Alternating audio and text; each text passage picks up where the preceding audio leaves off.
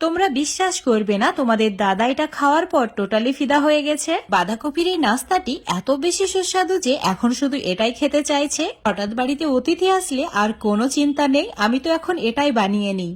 আজকে তোমাদের সঙ্গে বাঁধাকপির দারুণ একটা রেসিপি শেয়ার করব, যেটা তোমরা ঝটপট বানিয়ে নিতে পারবে। তো এই রেসিপিটি বানানোর জন্য লাগবে বাঁধাকপি। বাঁধাকপির এই পাতাগুলোকে এভাবে আলাদা করে নিতে হবে। আর এই নাস্তাটি তোমরা যে পরিমাণে বানাতে চাও সেই পরিমাণে পাতাগুলো আলাদা করে নেবে।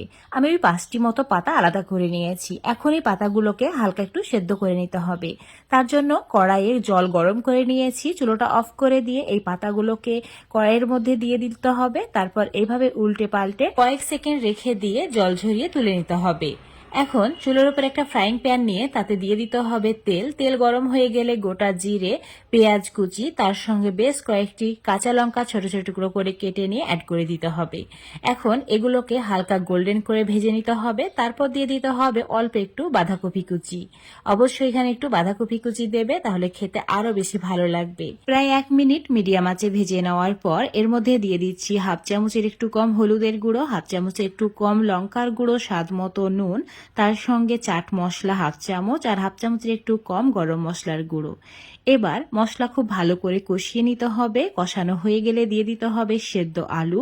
আলুর পরিমাণটাও এখানে আমি 2টি দিয়েছি, মানে মিডিয়াম সাইজে। তোমরা এর চেয়ে বেশিও দিতে পারো, যতটা নাস্তা বানাবে সেই হিসাব করে।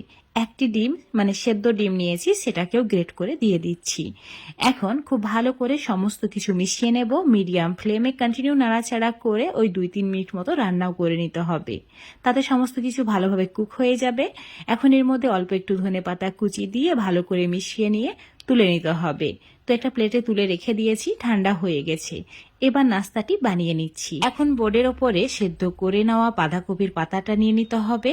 তারপর এর মধ্যে 2 থেকে 3 চামচ মতো আলুর মিশ্রণটা দিয়ে দিতে হবে। ঠিক এইভাবে লম্বা করে দিয়ে নেবে। তারপর আমি যেভাবে ফোল্ড করছি ঠিক সেইভাবেই ফোল্ড করে নেবে, তাহলে এগুলো খুলে যাবে না। তো একইভাবে সবগুলো বানিয়ে নিতে হবে। আর এটা এতটাই তৈরি করা ইজি যে তোমরা দেখা মাত্রই ঝটপট বানিয়ে নিতে পারবে। এখানে তোমরা আলুর পরিবর্তে মাটন, চিকেন, এমনকি মাছের কিমাও নিতে পারো, যেটা তোমাদের পছন্দ। যেটা দিয়ে বানাবে খেতে হবে দারুণ সুস্বাদু। তো একইভাবে সব রোলগুলোকে প্রথমে বানিয়ে নেবে। তারপর একটা প্লেটের মধ্যে রেখে দিতে হবে। এখন একটা মিশ্রণ বানিয়ে নিতে হবে। একটা বাটির মধ্যে 2 কাপ মতো বেসন নিয়ে নিচ্ছি। আর ওই কাপের মাপ করে 1 কাপ চালের গুঁড়ো নিয়ে নিতে হবে। এবার দিয়ে দিতে হবে হাফ চামচ হলুদের গুঁড়ো, হাফ চামচ লঙ্কার গুঁড়ো, তার সঙ্গে স্বাদ মতো নুন, মানে হাফ চামচ মতো দিয়েছি। আর অল্প একটু চাট মশলা দিয়ে দিয়েছি। এখন ভালো করে শুকনো উপকরণগুলো একসঙ্গে মিশিয়ে নিতে হবে। মেশানো হয়ে গেলে অল্প অল্প করে জল দিয়ে একদম ঘন একটা মিশ্রণ বানিয়ে নেব। এই মিশ্রণটা পাতলা করা যাবে না, ঠিক এই রকম ঘন করে রেডি করে নিতে হবে। তো মিশ্রণটা আমাদের রেডি হয়ে গেছে। এখন এই বাঁধাকপির রোলগুলোকে এইভাবে ডুবিয়ে নিয়ে একদম গরম তেলের মধ্যে দিয়ে দিতে হবে। তো ভাজার জন্য তেল খুব ভালোভাবে গরম করে নিয়েছি। আর চুলোর ফ্লেমটা মিডিয়াম করে রাখা আছে। তেল গরম হয়ে গেলে চুলোর ফ্লেমটা মিডিয়ামে করে দেবে। মিডিয়াম আঁচে উল্টে পাল্টে লালচে করে ভেজে নিতে হবে। ওই মিডিয়াম আঁচে 2 থেকে 3 মিনিট মতো ভেজে নিয়েছি। এখন এটার কালার গোল্ডেন ব্রাউন হয়ে গেছে। তো তেল ঝরিয়ে তুলে নিচ্ছি আর বাকিগুলো একইভাবে ভেজে নিচ্ছি। আজকে তোমাদের সঙ্গে বাঁধাকপি দিয়ে দারুণ মুচমুচে নাস্তা রেসিপি শেয়ার করেছি, যেটা ছোট বড় সবাই পছন্দ করবে।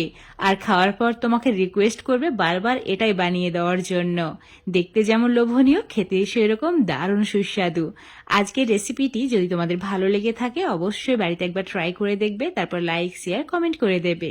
আর ফেসবুক পেজ থেকে যদি রেসিপিটি দেখো অবশ্যই পেজটিকে ফলো করে নেবে। ইউটিউব থেকে দেখলে চ্যানেলটিকে সাবস্ক্রাইব করে রাখবে আরও এরকম সুন্দর, সহজ আর সুস্বাদু রেসিপিগুলো পাওয়ার জন্য।